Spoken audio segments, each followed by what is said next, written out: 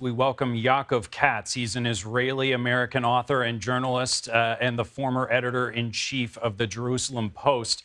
Yaakov, I have to ask, we keep using this phrasing that Israel announced a complete siege on Gaza is coming. What are you hearing about this, and what might that look like?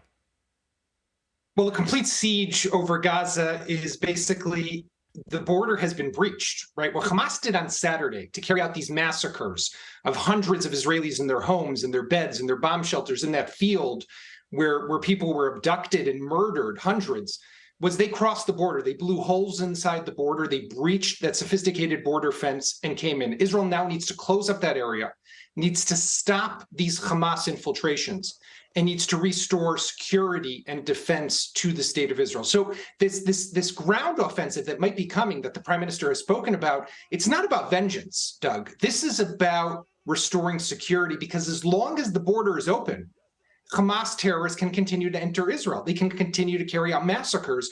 And that's why we've continued to see, even this morning, clashes down south. You mentioned security, Yaakov. I mean, Hamas has taken innocent civilians hostage. What do you do in terms of negotiations while in the middle of what we're calling a complete siege to get these people home safely?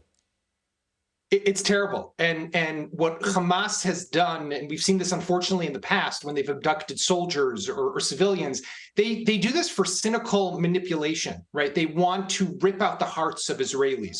The Jewish tradition is that, and like many faiths and countries and beliefs around the world, every life is precious. And therefore, even one life is one that we need to fight for. Of course, when we're talking about over 100, 150, maybe even 200 people who are being held there, young men, women, children, elderly, they are going to rip the hearts out of Israelis over the next few weeks and months by manipulation and abusing these hostages. And Israel will have to find a way to, on the one hand, fight. Its priority right now will have to be to defend the state of Israel, to stop these massacres, to degrade Hamas's capabilities. At the same time, it's going to have to try to create some sort of line of communication through mediators with Hamas to see if there's a prisoner swap. That will take time.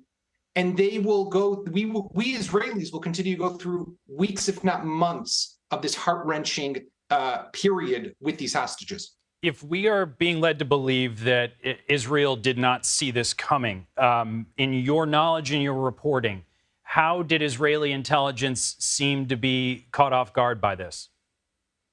Look, that is the question that everyone is asking themselves in Israel. Israeli and around the world, Israeli intelligence agencies, the Mossad, the Shin Bet, the Israeli military intelligence, Amman, are exalted. They have a reputation as being some of the best in the world. They were able to steal the nuclear archives from a warehouse in the middle of Tehran and get away under the noses of the Ayatollahs. But here in our own backyard, they failed to see what was happening when 1,000 Hamas fighters crossed into Israel and carried out these massacres on Saturday. We saw, though, Doug, what Hamas really is. They are barbaric. They treat people like animals. And we saw the way they abuse women. They abuse and mutilate the bodies of the people who they kill. What we saw is what Hamas really is. The intelligence failure, which is without a doubt a failure, will be investigated. There will have to be a commission to find out what went wrong, but that will be after this war. Now Israel is fighting for survival, and that is the battle that we have ahead of ourselves. Yaakov Katz, can't thank you enough for joining us, for your expertise. Thank you.